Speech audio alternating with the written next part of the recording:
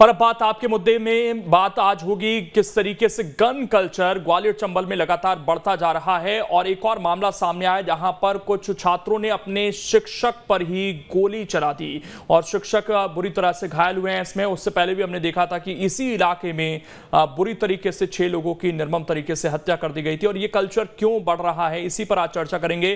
कुछ खास मेहमान हमारे साथ इस वक्त जुड़ गए हैं। सबसे पहले परिचय करा देता हूं, डॉक्टर सत्यप्रकाश शर्मा जी हैं, वरिष्ठ पत्रकार हैं। आनंद कुमार जी हैं, पूर्व डीजीपी हैं मध्य प्रदेश के। सुरेंद्र शर्मा जी हैं, नेता हैं बीजेपी के। और अभिनव बरौलिया जी हैं, प्रवक्ता हैं कांग्रेस के। आप सभी का बहुत बहुत स्वागत है। सबसे पहले आनंद जी, सवाल आपसे ही, ये सेफ्टी के लिए गन दी जाती थी, लेकिन क्या अब ये मुश्किल हो रही है वहां पर लोगों के लिए, क्योंकि शौकिया भी लोग अब देख रहे हैं कि गोलियां चलाते हैं और उसके अलावा जो अपराध बढ़ रहे हैं वो तो एक बड़ा कारण दिख ही रहा है इस गन कल्चर के साथ।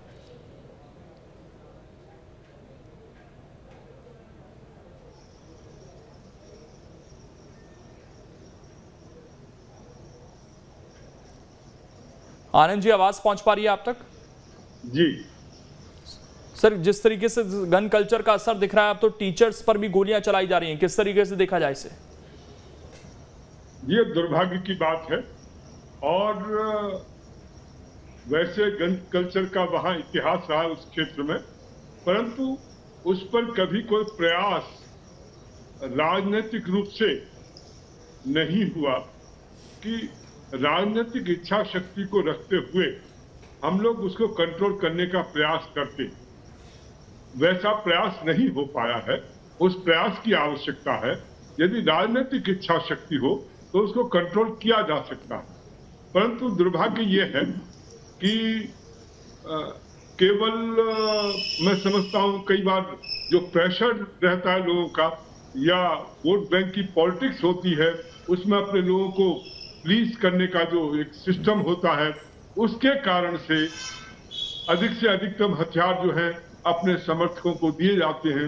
जो भी सरकारें आती हैं वो सभी सरकारें इधर से काम करती हैं और इस कारण से वो स्थिति जो है दिन प्रतिदिन बिल्कुल बदतर होती जा रही है। सत्यप्रकाश जी, आप तो इसी इलाके से आते हैं सर, और ये कभी लगा आपको कि जिस तरीके से यहाँ गन कल्चर बढ़ रहा है ये वाकई घातक होता जा रहा है और हमारे युवाओं को अब ये एक तरीके से अपराधी बना रहा है कल्चर? देखिए लोकेश जी, ये जो समस्या है ये आज की नहीं है। मैं तो जब से होश संभाला है तब से कहीं ना कहीं यहाँ के लोगों में इस चीज का एक शौक या स्टेटस सिंबल हथियार रखना माना जाता है, जबकि जिनकी कोई नीड नहीं है उनके नाम भी कई के नाम हथियार लाइसेंस इशू हैं। लेकिन घटनाएं अधिक बढ़ रही हैं। इसके पीछे ना केवल लाइसेंसी हथियार है बल्कि इलीगल वेपन्स भी एक बड़ा कारण है। इस क्षेत्र में कई राज्यों से या मध्य प्रदेश के दूसरे पार्ट से भी यहाँ हथियार आते हैं, इलीगल सप्लाई होते हैं और वो ज्यादातर क्राइम में लाइसेंसी कम, माइनर केसेस को छोड़ दें, मेजर केसेस में आप देखेंगे तो जो इलीगल वेपन्स हैं वही यूज किए जाते हैं जनरली। तो ये इस क्षेत्र में एक सबसे बड़ा पॉलिटिकल कारण भी एक माना जा सकता है कि नंबर ऑफ लाइसेंसेस इतनी हैं क्यों।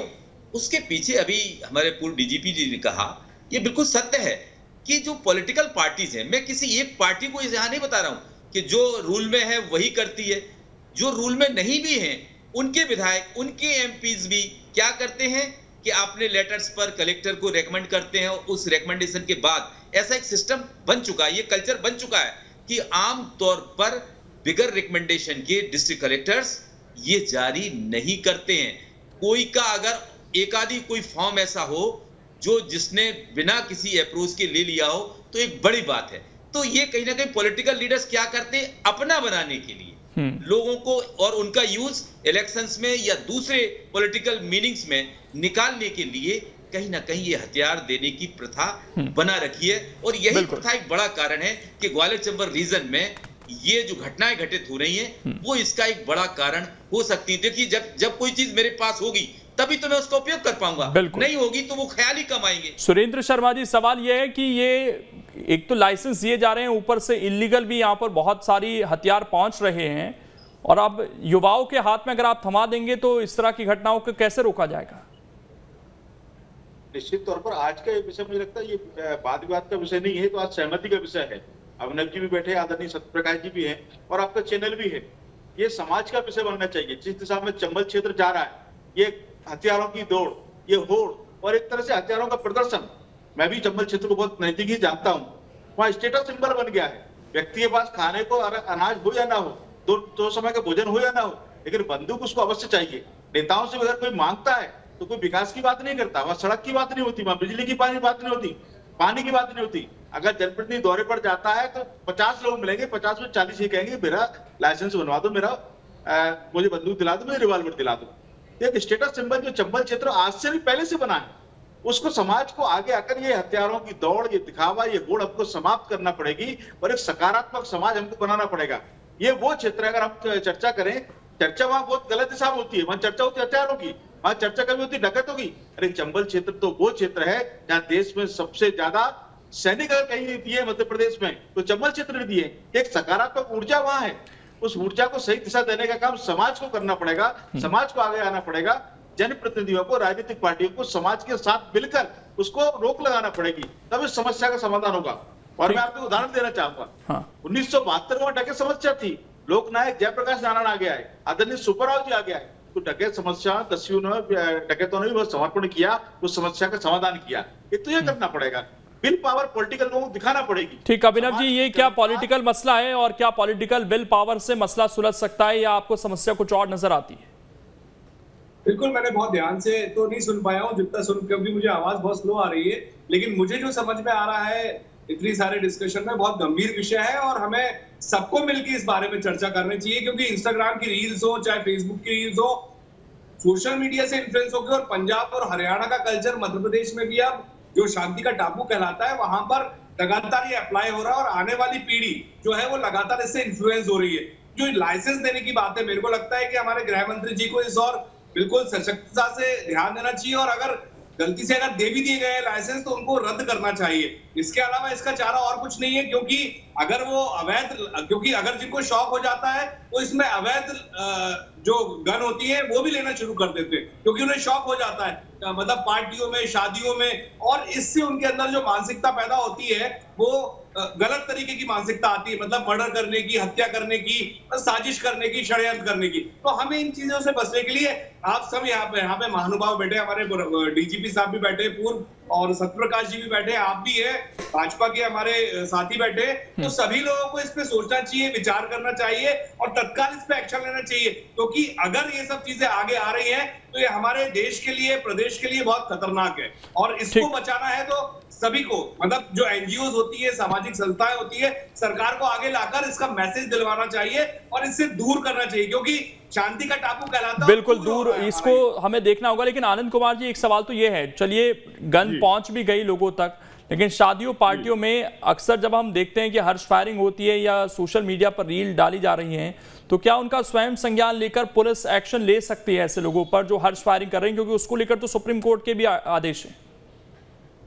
जी, करना चाहिए, निश्चित रूप से इस पर प्रतिबंध लगना चाहिए। बल्कि मैं तो कहूंगा कि यदि हथियारों का अनावश्यक प्रदर्शन होता है, हथियारों का अनावश्यक रूप से उपयोग होता है, उस पर रोक लगनी चाहिए, कानून बनना चाहिए और सख्ती से कार्रवाई, और उनके लाइसेंस को रद्द करने की कार्रवाई होनी चाहिए। और जो लाइसेंस के जो नियम हैं उनको ऐसा बनाया जाए कि जिसमें कि यदि लाइसेंस के नियमों का आप उल्लंघन करते हो तो उस पर आपके खिलाफ कड़ी कानूनी कार्रवाई, साथ में एक छोटा सा रिएक्शन मैं सत्यप्रकाश जी से ले लेता हूं। सत्यप्रकाश जी, जैसा कहा गया यहाँ पर कि पॉलिटिकल विल पावर की बड़ी जरूरत है यहाँ पर, अगर रोका जाए। रिकमेंडेशन ज्यादातर नेताओं की होती हैं, क्या नेता खुद मान सकते हैं कि नहीं हम रिकमेंड नहीं करेंगे, हम यहाँ से ये प्रण लेते हैं, लगता है आपको?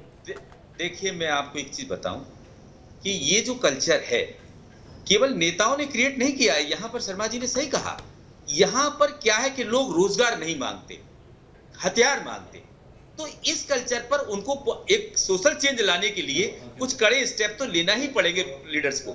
लेकिन मैं आपको एक चीज और बताऊं कि जो गाइडलाइंस है, चाहे वो यूनियन होम मिनिस्ट्री की गाइडलाइंस हो या स्टेट गवर्नमेंट की हो, ये बहुत टफ है और एक बड़े पुलिस वेरिफिकेशन के बाद हथियार जारी किए जाते हैं। लेकिन मैं आपको फिर कह रहा हूं कि इस क्षेत्र में पर्टिकुलर हथियार तो कई दुनिया में कई ऐसे स्टेट्स भी हैं जहां पर तो लाइसेंस भी नहीं है, लेकिन घटनाएं उतनी नहीं होती हैं, और कुछ राज्यों में बहुत अधिक घटनाएं होती हैं।